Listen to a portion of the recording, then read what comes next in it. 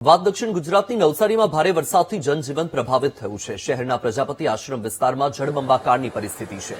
પ્રજાપતિ આશ્રમથી ચારપુલ જતો રસ્તો બંધ થયો। રસ્તા પર 2 ફૂટથી વધારે પાણી ભરાતા લોકોને હાલાકી વેઠવાનો વારો આવ્યો છે। તો આ દ્રશ્ય તમારી ટીવી સ્ક્રીન પર નવસારીથી સામે આવ્યા છે કે જ્યાં નવસારીમાં વરસાદની શરૂઆતની સાથે જ પાણી ભરાવાના દ્રશ્યો પણ સામે આવવાની શરૂઆત થઈ ચૂકી છે। નવસારીના અલગ અલગ વિસ્તાર કે જ્યાં પાણી ભરાઈ ચૂક્યું છે।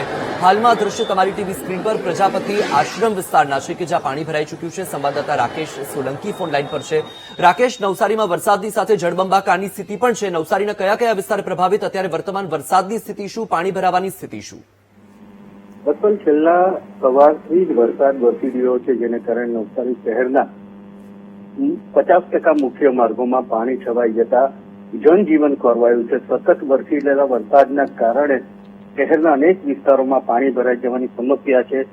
મહાનગરપાલિકાએ કરોડો રૂપિયાના ખર્ચે પ્રી મોન્સૂન કામગીરી કરી હતી, એટલે કે મહાનગરપાલિકા બન્યું છે ત્યારથી જ સતત કામગીરી ચાલુ હતી, પરંતુ એ કામગીરીના પોલ અહીં ખુલી ગયા છે। નવસારીના 50% વિસ્તારમાં પાણી થઈ જતા શહેરીજનો અકળાયા છે। સતત વરસાદ વરસી રહ્યો છે, જેના કારણે અનેક રસ્તાઓ બંધ થઈ ગયા છે। લોકોને મુશ્કેલી છે, વાહન ચાલકોને મુશ્કેલી છે, શાકભાજી માર્કેટમાં પાણી ભરાયા છે, એટલે સર્વત્ર પાણીને લઈને લોકોનું જનજીવન ખોરવાયું છે અને મુશ્કેલીઓનો સામનો કરી રહ્યા છે। જી બિલકુલથી રાકેશ, અપડેટ મેળવતા રહીશું। હાલ માહિતી બદલ આભાર।